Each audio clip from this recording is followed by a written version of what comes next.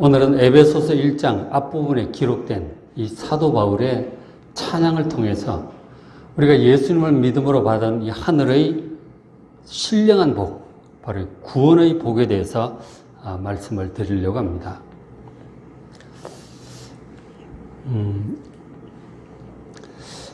에베소서 1장 3절 보시면 사도 바울이 인사를 마치고 말씀을 시작하면 첫 마디가 찬송하리로다요. 하나님께로 받은 이 구원의 신령한 복 생각을 하니 그냥 찬송이 쏟아져 나오는 것이죠. 찬송하리로다. 하나님 곧 우리 주 예수 그리스도 아버지께서 그리스도 안에서 하늘에 속한 모든 신령한 복을 우리에게 주신 것에 대한 이 감격이 흘러 넘치는 것이죠. 하늘에 속한 모든 신령한 복을 주셨다는 찬양을 드리고 있습니다. 하나님께서 하나님의 자녀들에게 주신 은혜는 한마디로 하늘에 속한 모든 신령한 복입니다.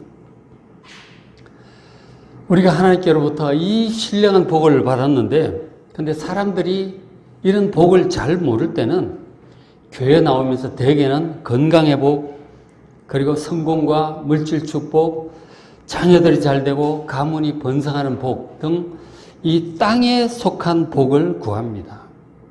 물론 하나님은 만복의 근원이시기 때문에 우리에게 그런 복을 주시기는 합니다. 그런 복을 주시긴 하지만 그러나 그런 복들은 있다가도 없어지고 없다가도 새롭게 주어지는 그런 일시적인 것들이에요. 그리고 우리가 결국 세월이 흘러가고 노쇠해지고 떠나가면 이제 다 두고 떠나야 되는 거예요. 아주 일시적이고 불완전한 그런 복들입니다. 근데 하늘에 속한 신령한 복을 잘 모를 때는 그런 복만 구하다가 가게 되는 것이죠. 그러나 하나님께서 우리에게 진짜로 주기를 원하시는 복은 그런 일시적이고 불완전한 땅에 속한 복이 아니라 하늘에 속한 신령한 복, 영원하고 완전한 복, 이 복을 우리에게 주기를 원하십니다. 따라서 이제부터 여러분 기도하실 때 일시적이고 불완전한 땅에 속한 복만 구하지 마시고 하늘에 속한 신령한 복, 영원하고도 완전한 복, 그 복을 좀 더 많이 구하는 기도를 하시길 바랍니다. 그렇게 하시면 여러분의 신앙이 정말 견고하고 아름답게 성장하게 될 줄로 믿습니다. 자, 그런데 이제 4절에 보시면은 하나님께서 하늘에 속한 모든 신령한 복을 주시는 목적이 있어요. 그 목적이 4절에 곧 창세전에 그리스도 한 주를 택하사 우리로 사랑 안에서 그 앞에 하나님 앞에서 거룩하고 흠이 없게 하시려고 하늘에 속한 신령한 이런 복을 주셨다는 거예요. 우리가 하나님 앞에서 거룩하고 흠이 없는 존재가 되게 하시려는 것이 하늘에 속한 신령한 복을 주신 목적이에요. 이 거룩하고 흠이 없다는 게 무슨 뜻인지 잠깐 말씀을 드리면, 이 거룩하다는 단어는 하나님을 표현하는 단어예요. 그러니까 창조주 하나님의 전능하심과 그리고 영원하심, 그 영광스러움, 정결함, 그것을 통틀어서 한마디로 표현한다고 하면 그게 거룩함이에요. 하나님의 신성을 전체적으로 가장 잘 한마디로 집약해서 표현한다는 거 거룩하다는 뜻이에요. 그리고 흠이 없다는 단어는 온전하다, 완전하다는 뜻이죠. 그러니까 하나님은 거룩하고 흠이 없는 분이 맞아요. 그런데 우리를 그렇게 되게 하시겠다는 거예요. 하나님처럼 거룩하고 흠이 없는 완전한 존재가 되게 하시려는 것이 하나님께서 하늘에 속한 이 복을 주신 목적이에요. 근데 참 우리 자신을 우리가 알잖아요. 우리가 정말 연약하고 흠이 많아요. 허물도 많고 죄도 많습니다. 이런 우리가 어떻게 감히 하나님처럼 거룩하고 흠이 없는 완전한 존재가 될 수 있을까요? 언감생심, 꿈도 못 꿀 일이죠. 이것을 우리가 노력한다고 해서 인격 수양을 한다고 될 수준인가요? 어림없는 수준이에요. 어떻게 우리가 하나님처럼 되겠어요? 이것은 지금 하나님께서 그렇게 하시겠다는 거 아니에요, 지금. 우리를 거룩하고 흠이 없게 하려고 부르셨고, 그래서 하늘에 속한 모든 신령한 복을 그것 때문에 주셨다는 거 아니에요. 그러니까 하나님께서 하시겠다니까 결국은 될 줄로 믿습니다. 우리의 인격 수행으로 될 일이 아니에요. 뭐 공자가 이런 수준에 도달했겠어요? 석가모니가 이런 수준에 도달했겠습니까? 소크라테스가 했겠어요? 이런 하나님 수준의 거룩하고 흠이 없는 존재가 될 수 있는 사람은 세상에 아무도 없는 거예요. 인간의 노력으로 될 수준이 아니라 하나님께서 하신다고 하니까 하나님 잘 믿고 따라가면 우리도 반드시 그렇게 될 줄로 믿습니다. 하나님 주시는 하늘에 속한 모든 신령한 복을 풍성하게 받으셔서 하나님처럼 거룩하고 흠이 없는 존재가 되시기를 주의 이름으로 축복합니다. 다시 이제 자 1장 4절 5절 이제 이렇게 보시면 자 4절에 곧 창세전에 그리스도 안에서 우리를 택하셨어요. 하나님께서 우리를 택하셔서 우리를 사랑하셔서 거룩하고 흠이 없게 하시려고 우리를 택하신 것, 선택하신 것이고, 그리고 또 5절에는 그 기쁘신 뜻대로 하나님의 뜻대로 우리를 예정하셨어요. 그렇게 해서 우리를 수많은 사람들 가운데 불러주시고 하나님의 자녀들이 되게 하셨어요. 그러니까 우리가 구원받고 하나님의 자녀가 된 것이 하나님의 택하심과 예정으로 말미암아 된 것이라고 그렇게 말씀을 하고 있죠. 바로 선택과 예정론이에요. 이 예정론에 대해서 많은 사람들이 비판을 해요. 종교개혁자 칼빈이 너무 지나친 이론을 만들었다는 거예요. 이 예정론.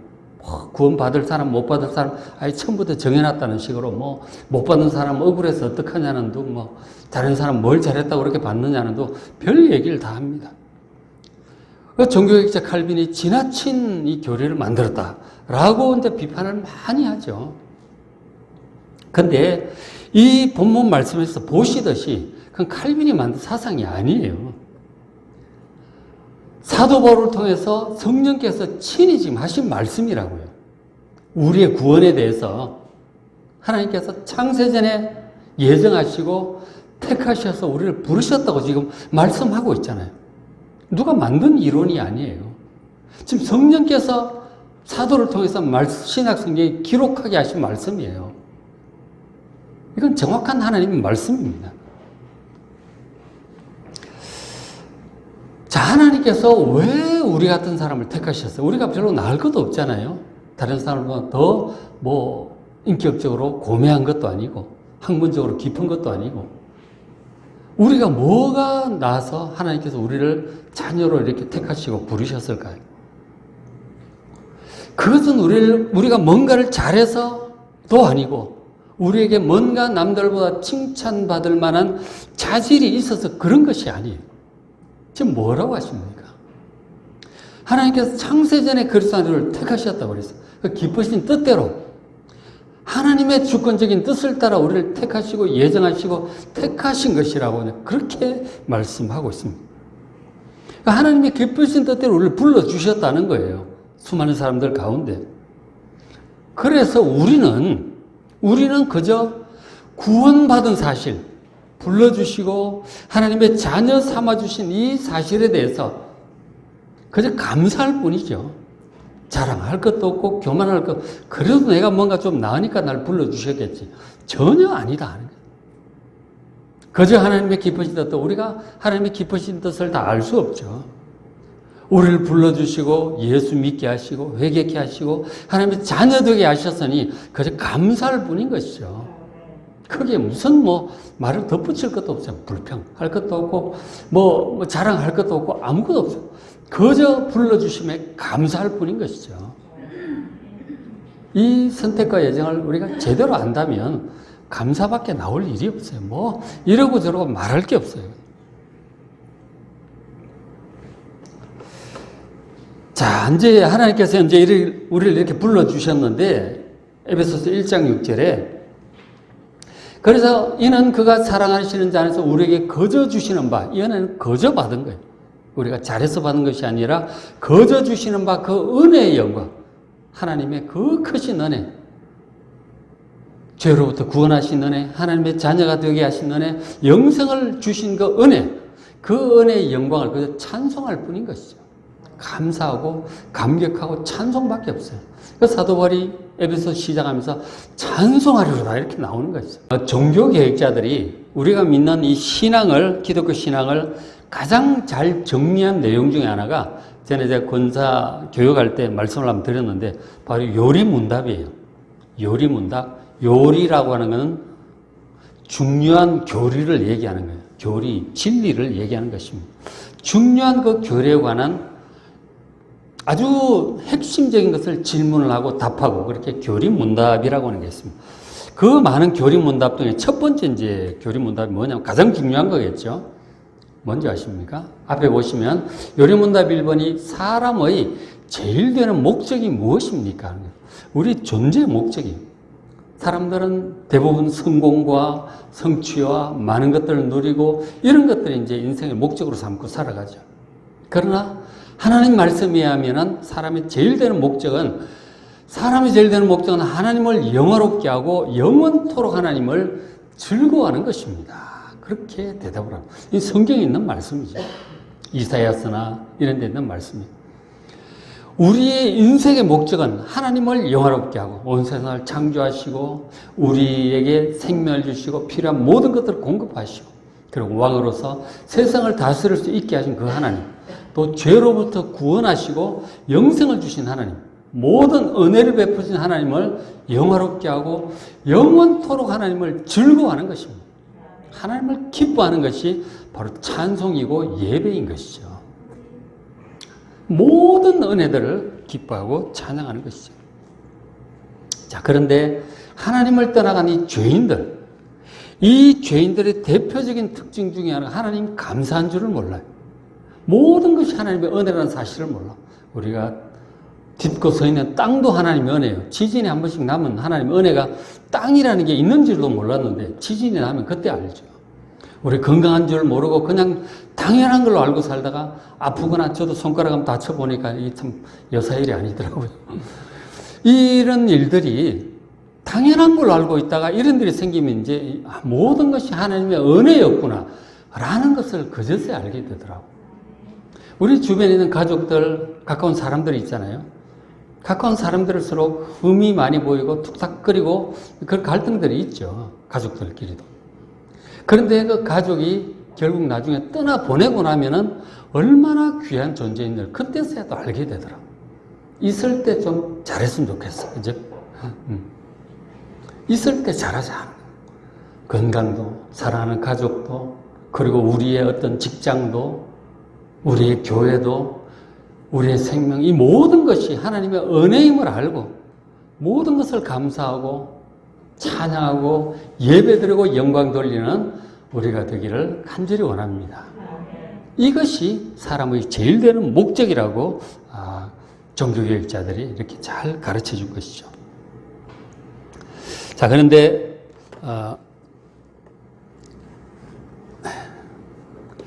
자, 우리가 이제 그 은혜의 영광을 찬송을 하고 이렇게 이제 신앙의 여정을 달려가는데, 우리의 신앙 여정에 이제 눈에 보이는 출발점이 바로 예수님의 피로 말미암은 속량 곧 죄사함이라고 말씀을 해주고 있습니다. 우리가 구원받아 하나님의 자녀가 될 수 있었던 것이 이 죄 문제가 해결이 되어야 되는 거예요. 죄 때문에 거룩하고 흠없는 하나님께 감히 나아갈 수 없는 것이죠. 이 죄 문제가 깨끗하게 용서함을 받아야 하나님께 가까이 나아갈 수 있는 하나님의 자녀가 될 수가 있습니다. 그러면서 우리가 점점 더 거룩하고 흠이 없는 존재로 아버지를 닮아가게 되는 것이죠. 그 출발점이 바로 속량 곧 죄사함입니다. 속량은 곧 예수님께서 대신 우리 죄의 형벌을 대신 받으신 게 속량이죠. 대신 값을 치르는 것입니다. 그래서 예수님께서 속량을 해 주셨기 때문에 우리가 모든 죄를 용서받았습니다. 그리고 정결하게 되었고 하나님의 자녀가 될 수 있었던 것이죠. 하나님과의 관계 회복, 그때로부터 받는 모든 은혜, 그리고 구원의 완성을 향해서 나아가는 이 여정은 예수님의 피로 말미암아 받은 속량 곧 이 죄 사함으로부터 이제 전개되기 시작합니다. 속량 죄사함. 예수님의 십자가 그 은혜에 대한 그 깨달음과 믿음 없이는 우리가 제대로 신앙생활이 시작될 수가 없는 것이죠. 거기서부터 감사와 감격과 자녀로서의 삶이 시작이 되는 것이죠.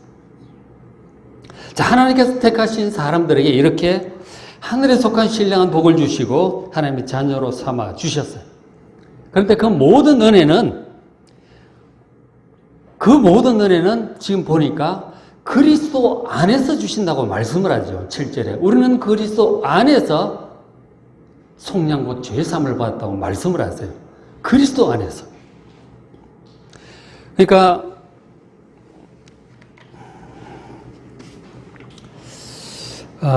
이 그리스도 안에서만 받는 것이기 때문에 그리스도 밖에는 우리를 구원할 신령한 복이 전혀 없습니다. 그리스도 밖에는 우리를 구원할 복이 없어요. 그러니까 구원의 신령한 복은 오직 예수 안에만 있습니다. 사도 바울이 이 사실을 굉장히 많이 강조를 해요. 에베소서 1장에서 특히 그렇고 바울 서신 전체에서 그리스도 안에서 이런 모든 구원의 은혜가 우리에게 주어짐을 많이 강조를 합니다. 앞에 다시 한번 돌이켜보시면 1장 3절에 찬송하리로다. 하나님 아버지께서 그리스도 안에서 하늘에 속한 모든 신령한 복을 우리에게 주셨다고 말씀을 해요. 그 하늘에 속한 모든 신령한 복은 그리스도 안에서만 있습니다. 그리스도 바깥에는 일도 없어요. 그리고 4절에 그 창세전에 그리스도 안에서 우리를 택하셨어요. 창세전에 만물을 창조하시기 전에 우리를 택하시고 예정하셨는데 그것은 그리스도 안에서 하신 거예요. 그리고 7절에 우리는 그리스도 안에서 속량 죄 사함을 받았어요. 이 전부 그리스도 안에서 이루어진 일이에요. 창세전부터 그리스도 안과 바깥이 있는 거예요. 그래서 예정과 선택이 나오는 것이죠. 그리스도 안에 있는 자가 택함을 받고 그리고 하늘에 속한 신령한 복을 받고 예수를 믿게 되고 하나님의 자녀가 되고 속량을 받게 되는 것이죠. 전부 그리스도 안에서 이루어지는 일들이라는 거죠. 자, 사람이 예수 안에 있다는 게 무슨 뜻일까요? 이게 굉장히 중요한 개념입니다. 예수 안에 있다는 것이 무슨 뜻입니까? 어떤 사람들은 이 말을 신비주의적으로 해석을 합니다. 그러니까 중세 수도사들처럼 깊은 기도와 묵상을 통해서 예수 그리스도 안으로 들어간다는 것이죠. 그렇게 해서 들어가서 예수님과 영적으로 하나가 된 사람, 그게 예수 안에 있는 사람이다. 소위 예수 그리스도와의 신비적인 합의를 이룬 사람을 예수 안에 있는 사람이라고 그렇게 말하기도 합니다. 여러분 맞는 것 같아요? 만일 그렇다고 한다면 그리스도인은 예수님과의 신비적인 그 연합을 이루기 위해서 결혼도 하면 안 되죠.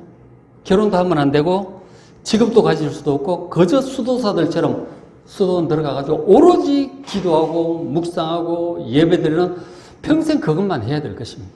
약간만 우리가 뭐 딴 데 마음 쓰면은 또 예수님 새카맣게 잊어버리고 살잖아요. 그죠? 그리스도와의 합의를 신비적인 연합을 수도사들처럼 완전히 이룬다고 하는 것은 이것은 모든 사람이 이제 수도원 다 들어가고 결혼도 하지 말고 그렇게 해야 된다는 얘기인데 그게 하나님 뜻이겠습니까? 아니죠. 결코 그렇지 않습니다. 그건 하나님의 뜻이 아니에요. 그것은 오해하고 있는 것입니다. 사도 바울을 통해서 성령께서 가르쳐 주신 것은 결코 그런 뜻이 아니다. 자, 한 구절을 보여드릴게요. 고린도서 15장 22절에 자, 아담 안에서 모든 사람이 죽은 것 같이 그리스도 안에서 모든 사람이 삶을 얻으리라고 그러셨어요. 그러니까 아담 안에 있는 사람이 있고 그리스도 안에 있는 사람이 있다고 지금 말씀을 하는 것이죠. 아담 안에 있는 사람은 다 죽어 있어요. 영적으로. 그리고 그리스도 안에 있는 사람은 살았어요. 아담 안과 그리스도 안이 대조되고 있는 것을 보게 돼요. 그러니까 우리 사람들이 전부 아담의 후손이잖아요. 아담의 후손으로 세상에 다 태어나요. 아담의 후손인 우리 모든 사람들은 원래 아담 안에서 태어나서 아담 안에 존재하고 있는 사람들이에요. 우리는 뭐 아담 안에서 태어나서 살고 있는 사람들이에요.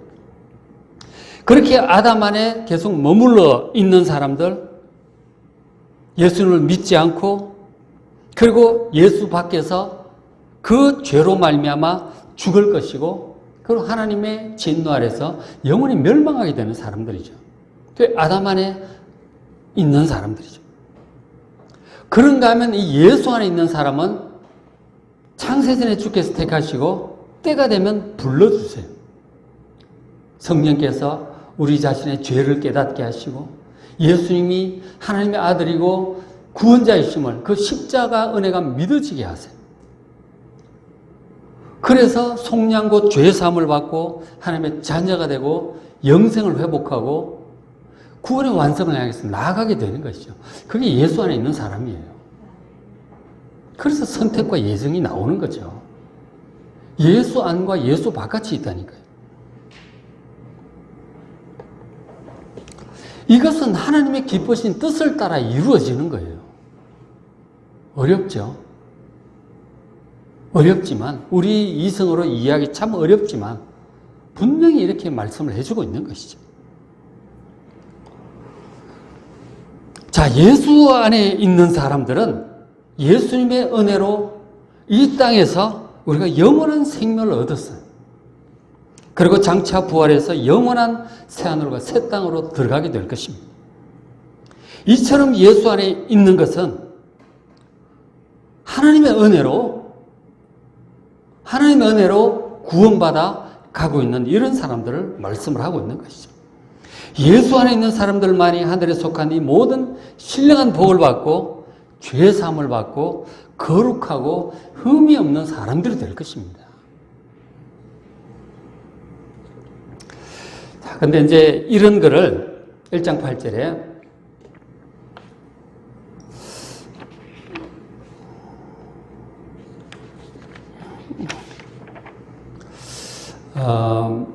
우리가 이제 예수 믿은 지 오래됐잖아요. 그죠? 예수 믿은 지 오래됐고, 기도하면 참 응답도 해주시고, 찬송 부를 때 그 찬송이 우리의 고백이 되잖아요.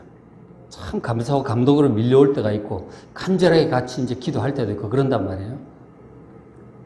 그리고 이제 말씀을 들을 때 딱 믿어지면서 정말 감사한 거죠. 하나님의 자녀가 되었다는 것이 감사하고 죄를 용서받았다는 것이 감사하고 하나님의 그 보호하심, 도와주심, 은혜 베푸심이 믿어지면서 정말 감사하잖아요. 그리고 소망이 있어요. 그죠? 그 영생에 대한 소망, 새하늘과 새 땅의 천국에 대한 소망이 있어요. 그런 것들이 우리가 이제 누리고 있는 구원의 복인데 그런 구원의 복이 정말 감사해서 감격스러울 때가 있고 기쁨이 넘칠 때가 있죠. 물론 바쁠 때, 어려울 때, 잊어버릴 때도 있지만 그런 감사가 넘칠 때가 있는 것이죠. 그러니까 기본적으로 우리 속에 지금 신령한 하늘에 속한 신령한 복, 하나님의 자녀가 되는 구원의 복을 받아서 기뻐하는 마음이 있어요. 확신이 있다니까요. 그렇잖아요. 근데 우리가 그런 것을 어떻게 알고 믿게 되었을까요? 우리가 우리 죄인됨을 어떻게 알고 회개했고 우리가 어떻게 예수님이 하나님의 아들이심을 날 위해 죽으신 분임을 알고 믿게 되었을까요? 그 예수님이 십자가 안에 믿어지면서 죄짐이 우리가 다 풀렸잖아요. 우리가 어떻게 그런 것을 깨닫고 어떻게 그렇게 믿게 되었을까요? 자, 누군가가 어떤 목사님이 어떤 전도자가 어떤 선배 권사님들이나 이런 분들이 우리에게 아주 잘 논리적으로 경험적으로 신앙적으로 설명을 잘 해주었기 때문에 우리가 잘 이해하고 알아듣고 믿게 된 것일까요? 말을 잘해서? 아닙니다. 이 구원의 신령한 복이라고 하는 것은 그것에 관해서 사람들이 알아들을 수 있도록 설명한다고 하는 것은 사실상 불가능해요. 그러니까 예수님의 십자가 사건은 지금 2000년 전의 얘기잖아요. 지구 반대쪽에서. 그분이 하나님의 아들이시고 날 위해 죽으셨다는 사실을 무슨 수로 믿겠어요? 아예 들으려고도 하지 않을 거예요. 남의 나라 얘기를 왜 하느냐? 들으려고도 하지 않는 거예요, 사람들이. 그런 걸 어떻게 우리가 믿게 되었을까요? 그런가 하면 창세전에 우리를 택하셨다고 하는데 그건 창세전에 택하셨대요. 그런 걸 우리가 무슨 수로 이해를 하겠어요? 하나님은 보이지도 않고, 지금 예수님은 하나님의 우편에 올라가 계신다고 하는데 눈에 보이지도 않습니다. 성령님은 말할 것도 없고요. 영적인 세계에 대해서 우리가 보이지도 않는데 어떻게 그것을 설명해서 이해시키고 믿고 그렇게 하겠어요? 예수님이 십자가에 죽으신 건 나하고 무슨 상관이 있는지 우리가 그걸 어떻게 믿습니까? 그제 제가 이제 조영기 목사님 설교를 이제 한 편 듣다가 그런 이제 간증을 하시더라고요. 초기에 이제 말씀 전하는데, 교인 중에 아내가 이제 믿고 이제 남편이 뒤따라왔는데, 그 남편이, 암 박사예요. 암에 관한 박사인데, 본인이 이제 풍을 맞아가지고 이제 활동지 제대로 못하게 된 거죠. 근데 이제 아내가 교회 나오니까 따라 나온 이유가 의처증 때문에 따라 나온 거죠. 누군가 아내를 어떻게 할까봐 그렇게 따라 나온 거죠. 그래가지고 예배 드리고 나면은 또 조용히 찾아와서 무슨 말도 안 되는 얘기를 하느냐고, 무슨 과학적으로 처녀가 어떻게 아기를 낳고 도대체 말도 안 되는 얘기를 한다고 막 그러고 이제 가고 그랬대요. 한참을 그렇게 한 1년을 그러다가 어느 날 설교하는데 보니까 그 사람이 자기 눈물을 닦더래요. 그렇게 맨날 설교 비판하고 그러던 분이, 그래가지고 예배 끝나고 이제 왔더래요. 그 조영기 목사님 생각에 그분이 이제 울 때는 부부 싸움하고 온 날 보통 울고 이제 그랬대요. 또 부부 싸움 했구만. 그랬대요. 근데 와서 왜 우셨냐? 오늘 아침부터 부부 싸움 했냐고 그랬더니 그게 아니에요.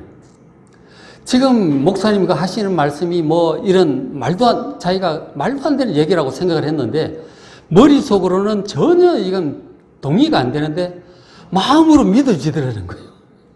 그게, 야, 이거 내가 정신분절증에 걸렸나 싶더라는 거예요.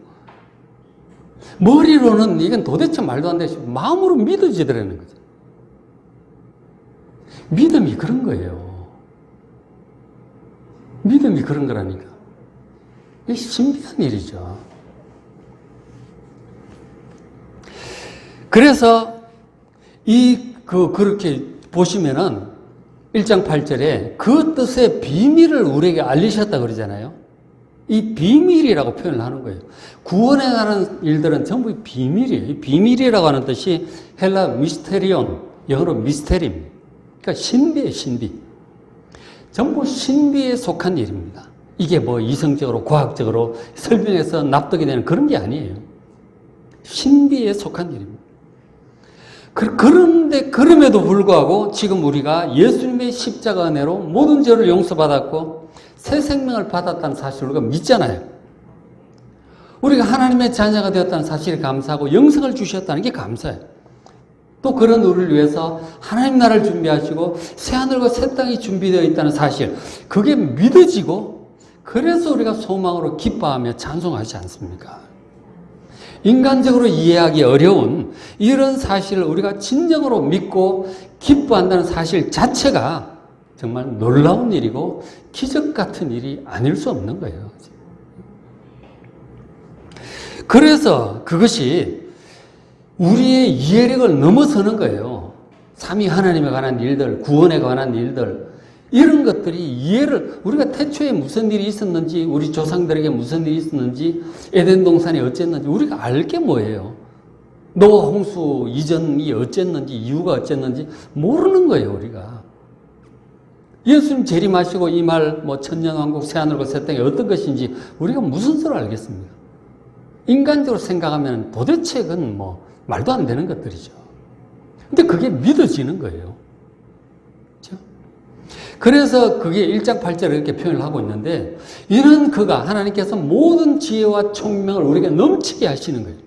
영적으로 눈을 열어주시는 거라고. 지혜와 총명을 넘치게 하셔서 그 신비로운 구원에 관한 신령한 것들을 깨닫게 하시고 믿게 하시는 것이죠. 그 감사가 나고 찬양이 나오는 거잖아요. 자, 오늘 말씀을 정리하려고 합니다. 자, 그러니까 하늘에 속한 이 신령한 복, 이 구원의 복, 이런 모든 것은 첫째, 하나님 아버지께서 예정하시고, 예정은 다르게 표현하면 계획하시고요. 경륜이라는 표현도 쓰고 있죠. 하나님께서 계획하시고 경륜하시는 거예요. 추진하시는 거라고요. 하나님께서, 성부 하나님께서. 이것이 하나님의 경륜이고 경영이에요. 하나님께서 모든 것들 이제 주관하고 계시죠. 자, 그런가 하면 하나님의 아들 예수 그리스도께서는 이 구원을 이루기 위해서, 이 죄 문제를 해결하기 위해서 가장 핵심적인 부분을 감당하려고 사람으로 태어나셨어요. 지금 우리가 대림절을 지내고 있잖아요. 그 사람으로 태어나시는 게 굉장히 중요합니다. 왜냐하면 우리의 죄의 대가는 죽음이기 때문에. 우리 대신 죽으러 오신 거라고, 예수님께서. 사람이 되신 목적, 가장 중요한 목적 중에 하나. 물론 병자를 고치시고 진리를 가르치시고 하나님 나라에 가르치시고 많은 일들을 하셨지만 가장 중요한 그 사역의 정점에 있는 게 죽으신 거라고요. 속량하기 위해서 우리 대신 형벌을 받으러 오신 거예요. 그 하나님의 뜻이 그래 하신 거예요. 삼위 하나님 의논하시고 그 뜻에 따라 순종하셔서 이제 오신 거죠. 그리고는 이제 죽음을 이기고 부활하심으로 우리에게 거듭남과 영생, 새 생명을 주시려고 부활을 하시는, 부활하심으로 우리에게 거듭남과 영생이 주어질 수 있었던 것이죠. 그 성자 예수님께서 그 일을 하셨어요. 그 구원의 핵심이죠. 그것이 없이는 구원이 되질 않아. 그걸 성자 예수님께서 하러 오신 거죠. 그리고는 성령께서, 예수님 이제 부활성자 올라가시고 성령을 보내주시잖아요. 성령께서는 이 모든 하나님의 신비, 구원에 속한 하늘의 신령한 복, 이 모든 하나님의 구원의 신비를 우리가 깨닫고 그리고 믿게 해주시는 거예요. 우리에게 지혜와 총명을 넘치게 하셔서 깨닫고 믿게 하신 거라고. 그래서 우리에게 구원이 현실적으로 주어진 거라고요. 그렇죠? 우리의 구원을 위한 이 삼위일체 하나님, 성삼위 하나님, 성부, 성자, 성령, 성삼위 하나님의 이 풍성한 은혜에 감사하는 그런 복된 기간이 되시기를 주의 이름으로 축복합니다. 기도하겠습니다.